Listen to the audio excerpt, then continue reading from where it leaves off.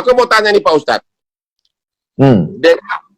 dengan krisis corona ini, kita baru sadar bahwa hidup itu sangat singkat.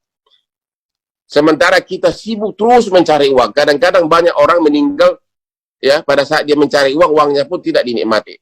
Saya ini sudah lama pengen pensiun, tapi mental saya tidak siap. Karena apa? Setiap saya mau istirahat, ada perkara baru, honornya 2 miliar. Ada perkara ini, honornya 3 miliar. Akhirnya nggak jadi pensiun. Pertanyaan saya kepada Pak Ustadz, apa yang harus saya yakini agar orang itu rela meninggalkan duniawi dan benar-benar bahagia hidup menikmati dirinya?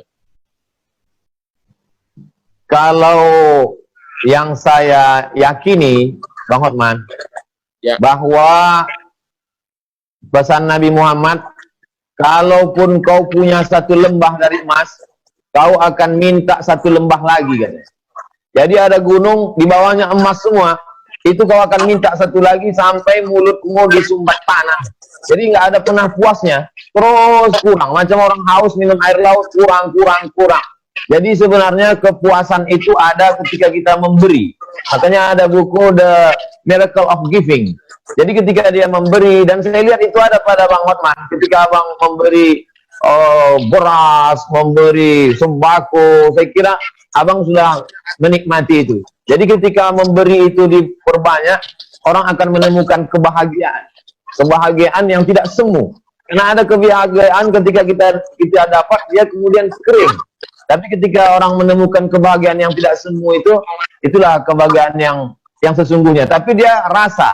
Tidak semua orang bisa menceritakan apa yang dia rasakan. Dan apa yang Abang rasakan pun belum tentu bisa Abang bahasakan. Karena bahasa terlalu miskin untuk menceritakan tentang rasa. Nah, saya jadi puitis pula jadinya depan Bang Hotman. Tapi itu Bang Hotman sudah punya semuanya. Lalu kemudian apakah Bang Hotman bahagia? Gimana jawabnya? Belum bahagia.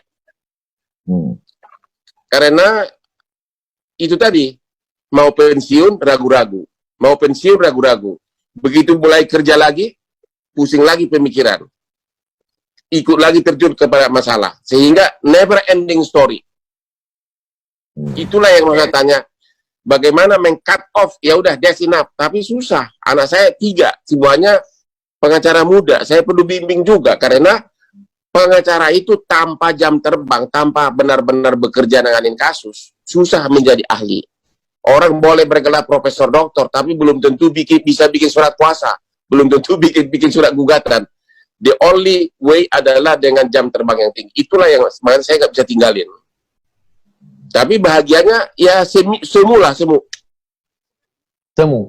Abang pernah merasa sulit dalam hidup? Apa yang paling tersulit saat menjalani hidup?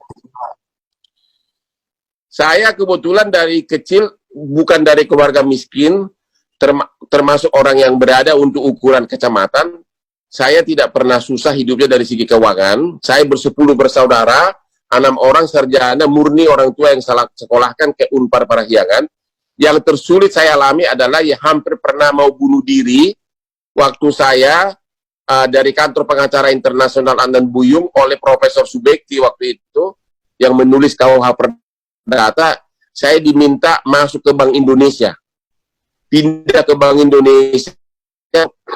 Gubernur Bank Indonesia yang sekarang adalah satu angkatan sama saya. Tapi pada saat itu saya melihat saya tidak punya masa depan di sana. Nggak bisa kaya Pak di sana. Itu antara lain yang saya lihat waktu itu. Kedua, saya sarjana hukum, disuruh belajar hitung dagang, disuruh belajar neraca, memang namanya bank kan. Disitulah saya menjadi pesimis, karena terus-terusan stres hari demi hari, akhirnya hampir waktu itu minum baygon. Tapi saat saya mau minum baygon, tiba-tiba saya mendengar tukang beca di depan rumah yang sedang bermain gaplek bisa ketawa-ketawa. Di situ saya sadar, tukang beca bisa ketawa-ketawa, sedangkan saya pegawai Bank Indonesia sarjana hukum tidak mau bunuh diri. Sejak itulah tekad bahwa I have to do it. Saya harus pilih pekerjaan yang saya suka, and I will do it the maximum way, dan berhasil. Di tengah keberhasilan abang melewati masa-masa sulit segala macam, apa yang belum tercapai? Yang belum sebenarnya, pertama, saya tidak pernah tertarik jadi pegawai negeri, tidak pernah tertarik jadi DPR, tidak pernah tertarik jadi menteri. Jadi sebenarnya saya sudah hampir tercapai semuanya. Sekarang yang belum tercapai adalah bagaimana 3 anak saya jadi pengacara benar-benar berkualitas. Yang kedua, agar saya bisa pindah ke Bali dengan tenang.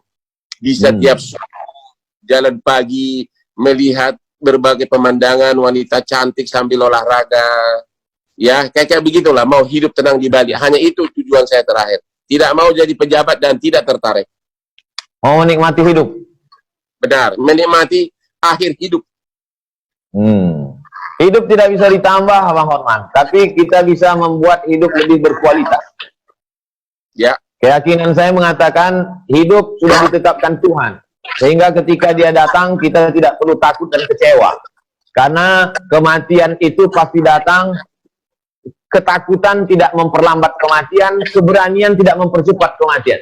Tapi kita bisa membuat sisa hidup ini berkualitas. Mudah-mudahan sisa hidup Bang Hotman dan kita semua berkualitas, baik, bermanfaat buat orang banyak. Di antara 2 orang ini, Opung Binahar Hutapea dan Rusmina Tiobinur Simanjuntak, siapa yang paling berpengaruh dalam hidup abang? Wah, data saya dapat benar ya, sampai nama bapak saya tahu ya. Oke. Yang paling berpengaruh adalah dua-duanya IQ tinggi, saya tahu itu. Tapi yang paling berpengaruh dalam hidup saya adalah ibu saya.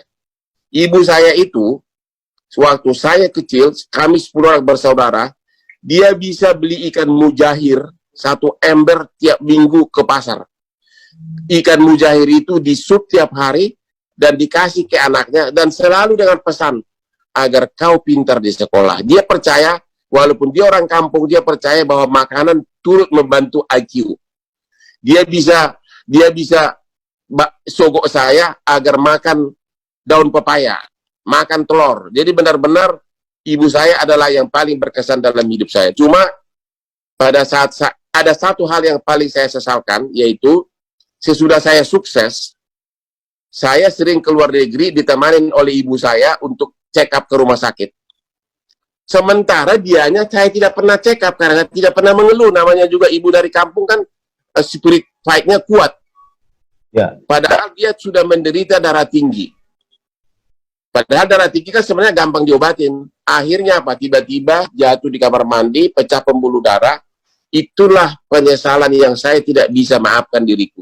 Dia bisa berjam-jam temanin saya di rumah sakit di Mount Elizabeth di Australia untuk check up diriku di rumah sakit. Sementara dianya tidak pernah saya check up.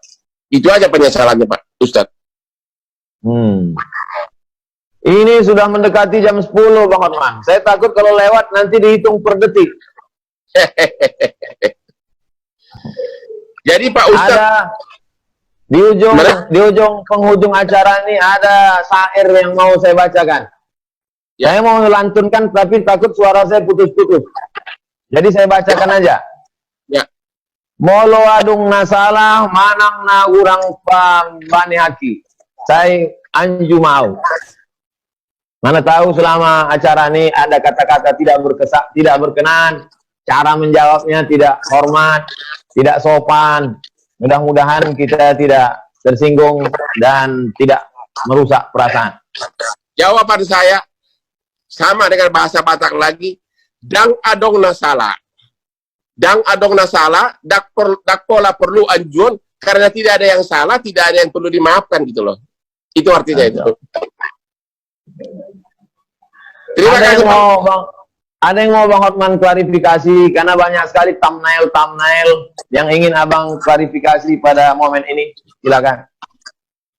Ya, sebenarnya sih banyak titipan pesan kepada saya, menanyakan inilah, tapi karena saya lihat berbau terkait dengan agama, saya tidak mau membahasnya di sini. Mungkin ada banyak pesan ke saya, tolong tanyakan kepada Ustadz atas ucapan-ucapannya masa lalu yang seolah-olah menyindir agama lain. Tapi kan Pak Ustadz tadi udah jawab. Ya itu aja klarifikasi. Ya. Saya ucapkan banyak terima kasih kepada Bang Hotman. Salam untuk Ibu Agustian Marbun. Ya, salam, dengar kok. Sukses selalu. Mudah-mudahan kita bisa ketemu di lain kesempatan. Kalau datang ke Pekanbaru, jangan lupa kontak-kontak. Ketemu insya Allah. Terima kasih Pak Ustadz, Sobat. Terima kasih, sampai ketemu. Ya, nanti saya datang ke Pekanbaru, akan saya cari langsung Pak Sobat. Ya. Amin. Oke, saya Terima kasih banyak. Terima kasih. Salam. Selamat malam, Bang Oman.